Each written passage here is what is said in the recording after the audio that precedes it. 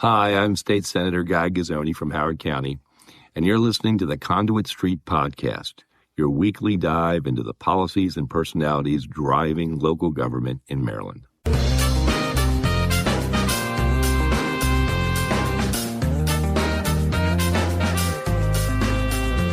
Welcome to the briefing room here on the Conduit Street Podcast. I'm Don Butchko, and joining me in the co-host spot is Terry Hickey, Baltimore County's Director of Housing and Community Development. Terry, I think this is going to be our best episode yet.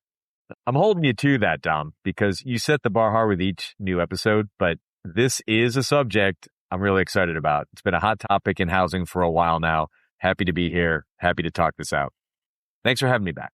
Oh, always the best here on the briefing room. Now, speaking of the best, if you did not listen to last week's conversation with Comptroller Brooke Learman, you have to go back. That was informative, and it really made a connection for me between policy and money, and that's really the core of what this whole series is about. When we say one or multiple things are a priority, there's a real cost element, and that's not really discussed enough, both in housing, but just in generally in this whole public policy space. Yeah. More importantly, when you listen to that episode, I think we talked about Smith Island cake a lot, which then makes me hungry, which then we have to get back to housing. But, it's a good metaphor. We like food metaphors. But I'm going to segue back to this because at the local level across the country, we see a need for more housing, especially affordable housing. And we see these empty office buildings staring at us, right? Just to give a little hint. But the economics, the policy pieces, incentives, everything just doesn't magically line up on its own, which brings us to this topic. One thing that I keep hearing about, and I'm actually really excited to get into the weeds here and kind of nerd out all over this, is converting office properties to residential. So some quick background, before COVID, everybody commuted. We like to call those the dark times. That's when I was in college, so I don't know what this commuter lifestyle is about, but it sounds like the birds. But from what I'm told from Terry, Grandpapa, everyone was really formal. They had to wear suits every day. Your dry cleaning bill was terrible. Actually, that's true for me during session, so I can relate to that 3 months out of the year. But since the pandemic, office usage has dramatically declined. There's some return to in-person, but definitely most people are hybrid. A lot of people are still remote. And the past 5 years, we've really seen kind of the underlying economics of office properties just dramatically transform. And so some folks, they're trying to kill two birds with one stone. We still have all of these properties everywhere. And that's where we get, drum roll, the commercial to residential conversion. But do commercial properties make good homes? Well, first, we should do these live cameras for this podcast because then I think people would see what's really going on, and it's probably exactly what they might think. So we have two guys in a suit, and I'm in what am I? I got a sweatshirt on and an American flag hat, just in time for the 4th. Next season, we're going to do full camera, but. Back to this, on the surface, I think why we wanted to do this topic was when you think about the need for housing, it seems so absolutely logical to be absurd, right? You look at an empty building and think, let's put apartments there, but the reality is the more I dig into this, it's really complicated, which is why I'm glad we brought in somebody who actually finances this stuff and hopefully can tell us a little bit about what's real and what's wishful thinking. So today we have brought back our good friends from JPMorgan. We are joined by Tim Karp, Managing Director of Community Development Tax Credits at JPMorgan Chase. Tim, your title sounds like you're a nerd, but welcome to the briefing room. Thank you for having me. I'm a bit of a nerd, especially when it comes to tax credits. So I'll proudly wear that title. That's important at a bank. That is good to hear. But before we dig in, tell us about yourself. We ask this about all of our guests. And, in this series, we have some really cool people coming on. How do you end up at JPMorgan? How do you end up managing, community development tax credits? Everyone around my age has a tax credit origin story. I think now there's a lot more knowledge about tax credits and how they work. But back in my day, it was everyone has a way of stumbling into the industry. And so mine was that I started working at a national developer based here in Los Angeles. I was an analyst and an associate doing equity underwriting for a mixture of asset classes. It was a lot of value add office and industrial. We did some multifamily deals and some large mixed use transactions as well. But what it did is it really taught me the fundamentals of real estate. I got a lot of reps, working through transactions and seeing what worked and what didn't. And that gives me the background today to be able to quickly evaluate transactions that come across our desk. Also gives me a unique perspective in terms of communicating the financing we provide, how it will work from a developer's perspective. And while I was there, we had started a very large public-private partnership practice where we were bidding on large-scale RFPs with municipalities all around the country. A lot of it was more West Coast based at the time.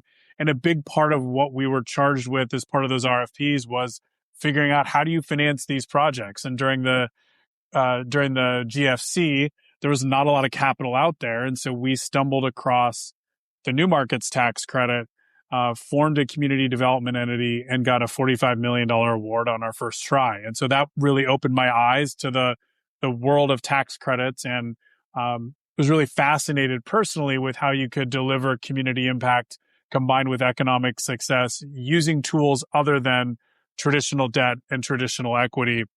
And that really started my path into the tax credit world.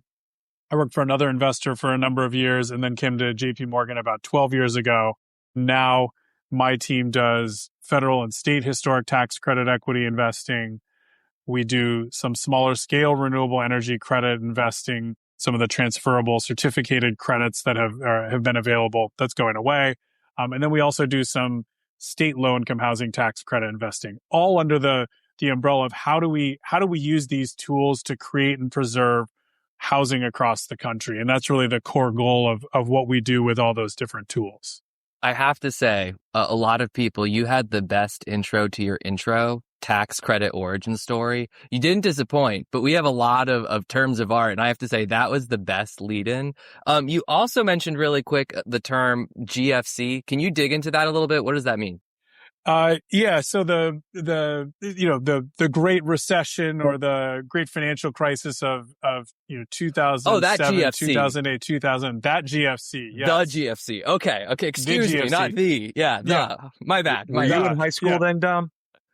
I was in middle school, actually, Terry. I wasn't even 13. For the record, thank you. Yeah. So, I mean, look, and at that time, there was not a lot of capital to get real estate projects done. So it forced us as a developer to get really creative. And that's what opened my eyes to this whole world. Someday, Dom, we'll do another episode where we, for your sake, dig into what the housing bubble was and things in the old days. I'm feeling the repercussions of the housing bubble. Trust me. I'm with you there.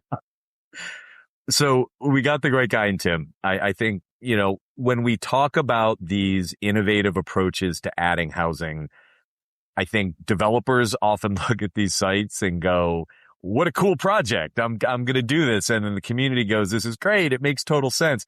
But then the theme of this podcast is finance. And it gets down to how do you make cool stuff pencil? I mean, with the right amount of money, you could probably put housing in just about anything, but it's not replicable. So digging in, Tim, you have jurisdictions that are desperate to do something. And like Baltimore County, we have empty office space. We have commercial corridors with strip malls, but I know it's not as easy or viable as it could seem. So at a high level, from your perspective, what kind of properties do you think are well suited for conversion? What characteristics make you think, okay, that one has potential. Let's get into the numbers. Yeah. So I think there are a couple of things. One is the location of the building, right? It's got to be in a good spot for housing. You can't just turn any commercial building into housing. There's got to be some other goods and services around it. One thing that we often see is that the developers really take a good hard look at what does the floor plate look like. We have buildings that work really well for office to multifamily conversions, most often kind of pre-war buildings that have been B and C quality office buildings. That's what's really suffered with the hybrid and remote work. A lot of those folks are still using office, but they're really going to the Class A quality assets. Often those B and C quality assets that are buildings built in the 20s and the 30s with smaller floor plates work really, really well for conversions, and they're just not doing that well economically right now. And so that's a natural piece. And then, I think for us, there are some mid-century buildings that do work, that do have the smaller floor plates. Some of them can get quite big. And then you have, to your point about cost and those bigger floor plates, you've got to figure out, what do I do about light in interior units? And then you're talking about building light wells into buildings and doing things like that really dramatically increase the cost. So those can work, and they have worked, but it's a much more complex redevelopment story. And we've got some great examples in Maryland of office to multi conversions that we did before it was cool. There's the Appraisers building in downtown Baltimore, right off the Inner Harbor, that was an old office to multifamily conversion. It's exactly what we described of that. I don't remember exactly when it was built, but it was definitely an older building with a smaller floor plate right off the Inner Harbor. Worked really well as a conversion. And then we've got a deal in Hyattsville, Maryland, called the High Line at Hyattsville, that was actually a building built in the late 60s, where the floor plate was small enough that the development team didn't have to drill any of those light wells into it. And again, I think both great locations, right? The deal in Baltimore, right off the Inner Harbor, High Line at Hyattsville, right on the metro stop there. So, other things that made it work well outside of the floor plate. But those are some great examples. And then the other thing I'll add too is that we're primarily looking at these transactions from a historic tax credit equity investment perspective. And so I think one thing that we spend a lot of time talking with development teams about is that what's considered historic can have, some flexibility. There are the natural ones that are really obviously historically significant. And then there are, other buildings that are 50 years old now that you may think, oh, that's, it's just an office building, but there's some real cultural history behind it. And the intent behind the program is to turn buildings into a 21st century use and it's different than landmarking, which is what a lot of folks think it is. And so we have some, clients of ours who have been really successful in this space, finding some of those buildings that folks may not think of historic when they first look at them, that do end up being historic in nature. Tim, I kind of want to underline, when we talk about these historic properties and why they're prime candidates, because I think this conversation is absolutely fascinating. It's really like the way we built post-World War II has just shifted dramatically. If you think of the footprint of an office building from 1930 versus 1960, I mean, they're smaller, there's more windows, there's more condensed. It's an absolute nightmare. And I know Terry wants to talk to you about what the red flags are, but just historic properties, the piping is much better. The layout's much better. We didn't have cube farms. And so the advent of technology, I think when we get into like the nuts and bolts and really the nitty gritty here, it's fascinating that these old assets that for years weren't necessarily prime can now be flipped because of a change in circumstances into really prime residential real estate. That just blows my mind. Yeah, it has been a fascinating shift in that's come about really in the last few years. And I think folks thought about it a long time for a policy perspective, like, oh, this makes a lot of sense. And then I would say about a year ago, we saw a ton of historic office to multifamily conversions come to market. It obviously took development teams a while to work through the pre-development process to get to that point, but it has been a really fascinating shift where you see a lot of very large developers looking at this as a core part of their execution and their business plans going forward. So Dom's right. I do want to ask about red flags, but I want to call out something you started with that maybe gets lost in the shuffle of some of these conversations about cool projects, which is where it is. And I think a lot of times we do work through these difficulties with, how am I going to make this project work? And then is it a place people are going to want to live at that price point? Is it near transportation? Are you investing in infrastructure and other things? So I think it's really important. Like, people have to live in these units when they're done, even if we think they're a cool award-winning project that, the financing works. But to that point, the flip of this is there's probably some red flags out there. So take everything you just said, and then are there certain types of sites and deals that make you say, yeah, nope, this one's going to be more trouble than it's worth?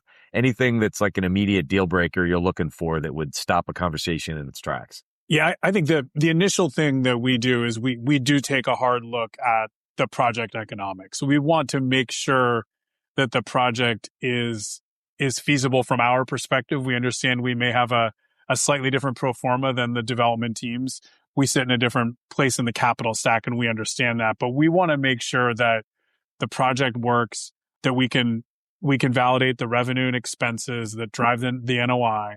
And then we want to make sure that the development team has the capacity and the wherewithal, both financially and technically, to execute on a development, because there's one thing we can tell you in a historic or non-historic adaptive reuse project is something unexpected will happen. No matter how much exploratory demo work you do, something is going to happen that's going to require time, money, and expertise to fix it.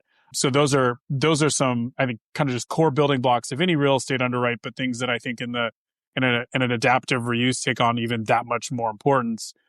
And then when you talk about the historic elements in particular, there are a variety of flavors of historic building. You may have a historic building where you have to preserve corridors and original doorways, things of that nature. And then you may have a historic building where a prior owner has turned it into a cube farm on the inside, and your preservation is really focused on lobbies, elevator lobbies, facade.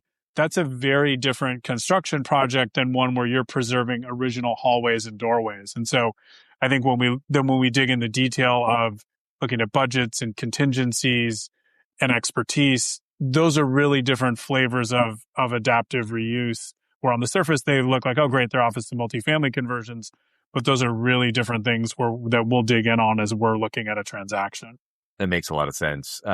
Before we move on, this is a housing finance podcast, so we want to get into how you pay for these things, and I don't want to get over my skis, talk too much about how you build them, but I do hear quite a few folks.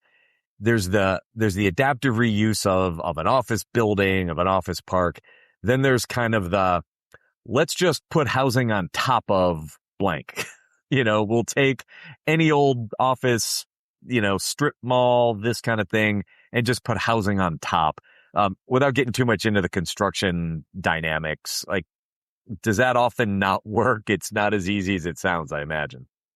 Yeah, and I think, yeah, it is. I think you have to have the right amount of density surrounding it to make that work. Yeah, I think your point's exactly right. You can't just put housing there to put housing there. There's got to be other goods and services and an amount of density to serve that housing to make it make sense. Housing for housing's sake is certainly good, but I think it has to be thoughtfully and done to make it really work.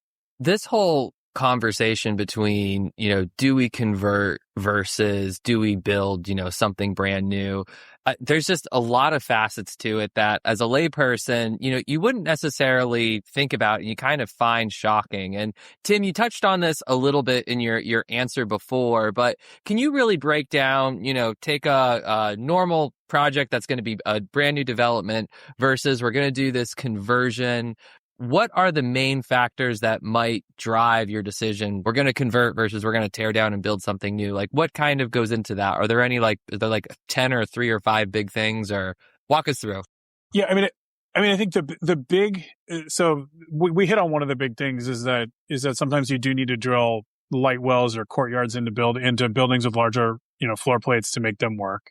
And so that obviously adds a lot of cost and complexity in doing that.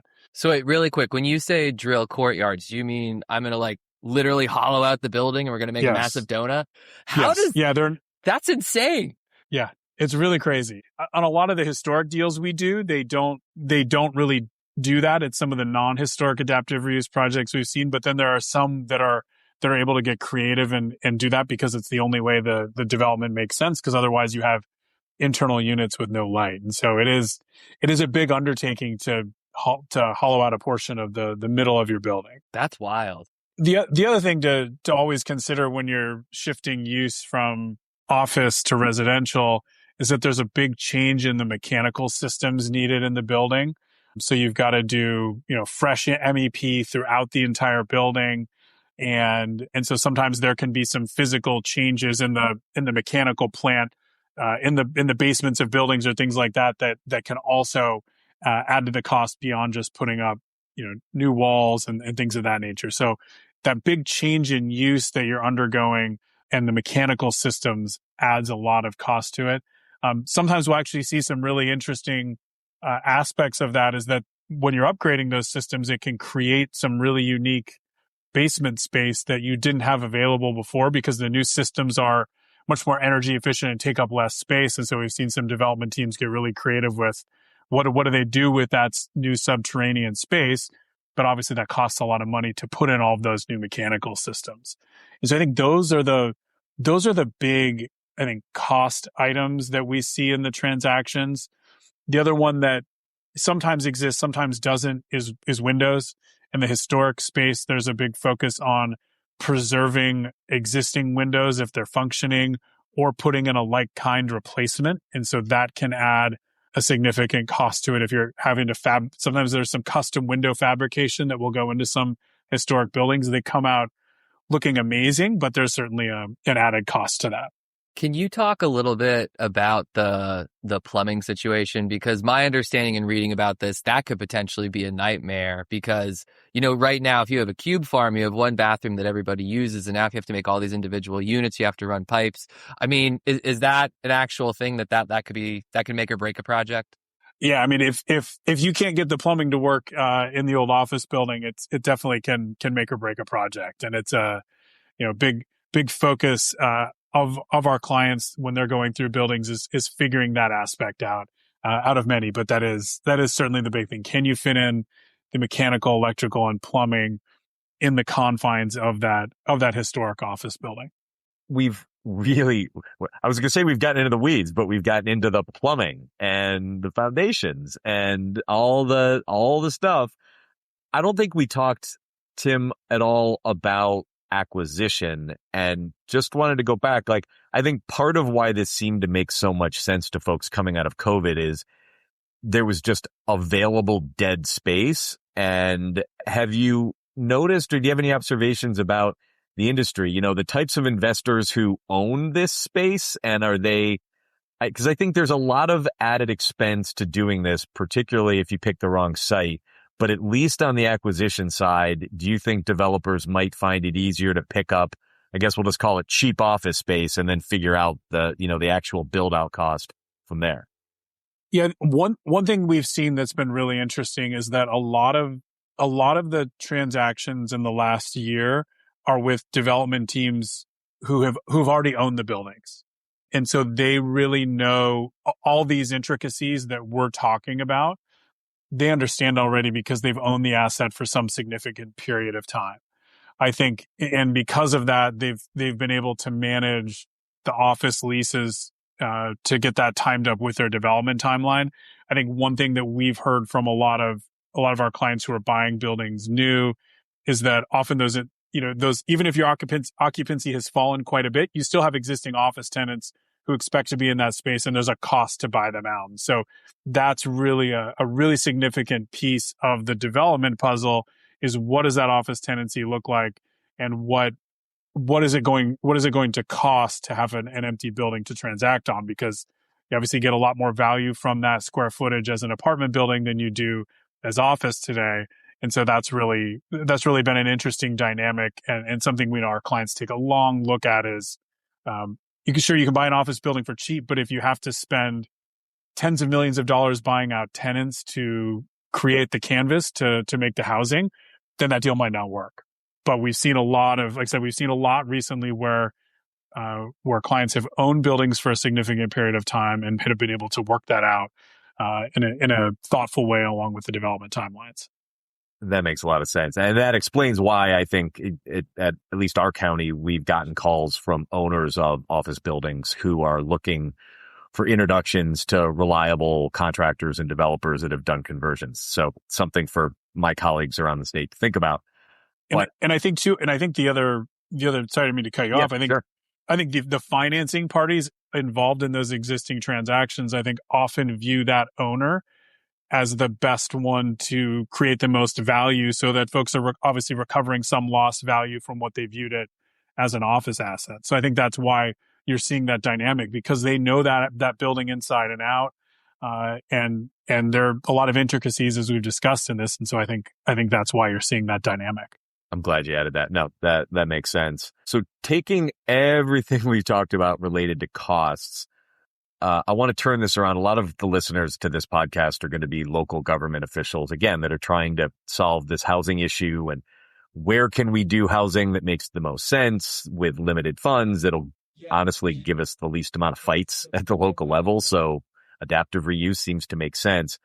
But I imagine on a lot of these projects, you really need public sector intervention to make the projects pencil. So if you can, talk a little bit about what that looks like. What have you seen in successful conversions as far as, and it doesn't have to just be funding from a local. It could be issues with regulations, subsidies, zoning tools, tax credit strategies, whatever's in the toolbox. But basically, if I'm a county policymaker and I realize there's a lot of limited use commercial stock, what can I do to actually spur some realistic conversion projects, or at least the idea of those?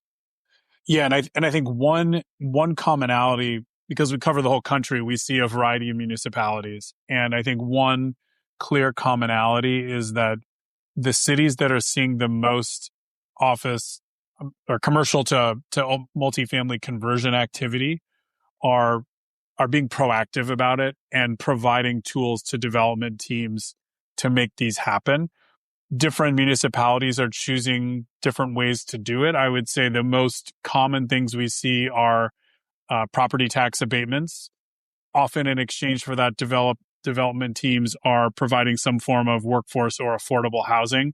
But the combination of that plus a property tax abatement are really helpful. We're seeing some other municipalities provide TIF financing or soft seconds, right? Really just to help buy down the overall cost of capital associated with doing a transaction like this. They're complicated, they're expensive, they can be done, but the cities that are seeing the most activity are doing something about it. And they're explicitly saying this is an area, a specific area of the city where we know we have an issue and we want to address it and provide some tools to help. And so those are the two biggest ones we see financially are TIFs or soft seconds, TIF financing or soft seconds, and property tax abatements. And then also, as you noted, some of the being able to change the zoning and potentially pare back some of the parking requirements. Again, it has to work for the area, right? Like you can't provide no parking if there's no public transit. But I don't want to get into that whole policy discussion, but there's got to be some level of density to support that for the economics of the development. But we're seeing cities take a really proactive approach to that versus just saying, yeah, we know we've got some old office buildings. We hope you guys convert them. I think the proactivity is where we're seeing all the activity across the country. Well, so thankfully you've come along at this point in our podcast series, so everybody knew all of those tools you were talking about because we've covered it. So we're good there. Nice. And then you mentioned parking, which I won't dig into either, but I'll just say you got the attention of every planning official that was listening to this podcast and started an in-office debate right then and there. So that was awesome too. And all things we should be thinking about. I just want to follow up real quick. I think coming out of COVID, there'd been a lot of talk at the federal level. I remember the White House even put out a whole manual about office to residential conversions. And we thought, this might actually be a place that the federal government may provide incentives or other tools that we can use. Is there anything sitting out there lingering from the former administration to this one? Anything that, coming up in the congressional housing bill, anything out there that might be a goodie that a local or a state could take advantage of to do this kind of work? I do think not to pitch our own the own main business we do. I think using federal and state historic tax credits and office to multifamily conversions is a really great tool. I think there are a number of historic preservation advisors around the country who are really keyed in on what buildings work from a historic perspective and can provide that feedback to local government or developers and owners of those buildings as to what they think would work from a historic perspective. In a number of states, there's also a state historic credit that pairs really well with the federal credit. So I think looking to that, each state has its own process that can be worked through to get that credit. But I think pairing those up is a really great tool that can help decrease the cost basis for developers who are looking to convert office buildings. And like I was saying, there's a whole suite of industry practitioners who can really help with that evaluation, and can, sometimes they'll go through an entire neighborhood or city, depending on the size, and do a quick inventory of, we think these could qualify for federal historic tax credits or not, and really help be a solution to the problem. So, Tim, all of this conversation about conversion and historic properties, I don't know if you've ever seen the movie National Treasure, but this just has me thinking of when Nicolas Cage is in Independence Hall and he finds Benjamin Franklin's glasses and he's like reading, oh my God, the Constitution has this treasure map on the back. So I'm just curious, in your in your years of doing this, have you ever found anything really cool? Like, do you have the Holy Grail or a copy of the Constitution or anything good? I've been on a lot of very interesting site visits in my life, where I have site visit boots that I wear with my dress pants, just because you never know what you're going to encounter. I'm trying to think. There are a lot of very cool things hidden inside of all these buildings. No Benjamin Franklin glasses or treasure maps, but there's always, with all these, there's some old statues on some deals we did in New York that have been boarded up that were uncovered and restored, that were very cool. There are often often, not shockingly, some very cool floors that are sometimes uncovered under layer after layer after layer of... Who doesn't love discovering hardwoods? That's the best when you're flipping something.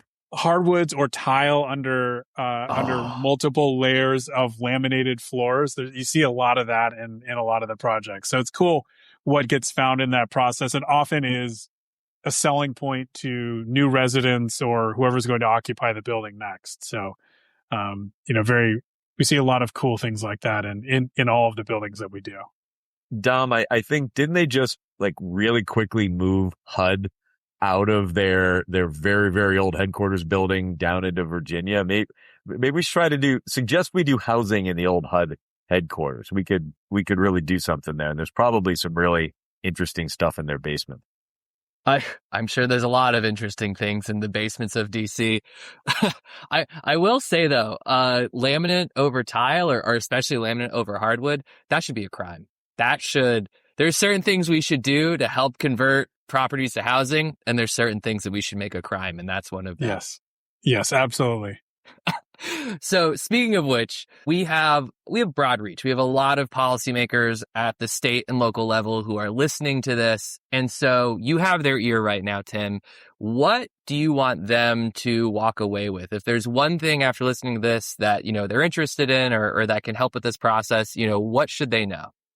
I think it hits back on something I said a few minutes ago, but I think taking a really proactive approach to figuring out which buildings are good candidates, and then offering tools to make it easier for development teams to transact on those. None of these are easy to convert buildings. They're often very well located, to our comment earlier, right? There's a reason it was built as an office building in a lot of cases. And there's some level of density and economic activity around those. So that part is often good, but then they really need some help, economically, and then from a zoning and permitting perspective to help speed up that process, because the owners are so busy in dealing with all the complication of an adaptive reuse property, that I think taking that proactive approach and then offering those tools will really speed things up for cities that are looking to do that. It's not just going to happen if you just say, hey, this is great, I would love for it to happen, and I'm not going to do anything about it. That I think you're going to see little activity, but I think as folks take a proactive approach, you see more and more activity of creating more housing units. Dom, I don't know about you, but I think having Tim here was perfect, because I actually learned a ton. And if it was just you and me, our listeners would be going home tonight looking for hardwood under their laminate, and that would be their biggest takeaway. So thank God. They might still need to do that. They should do that. Because this is really a home improvement podcast. We just, another movie reference, we're like Shrek. We're like ogres. We have layers. Or we're like onions. Anyway, Tim, I'm not kissing up to you. This has been probably one of the best that we've done. Very informative. It says it in the script that it's going to be the best one yet, but I actually think we might have done it this time. So I think this is a great place to leave it. Thank you very much for coming on. Thank you for having me. It was great speaking with you both today. All right, let me read us out. Remember to like and subscribe wherever you listen to podcasts. Register now for the annual Mako Summer Conference, August 12th through the 15th in Ocean City, Maryland. And thank you to everyone for listening to The Briefing Room here on the Conduit Street Podcast.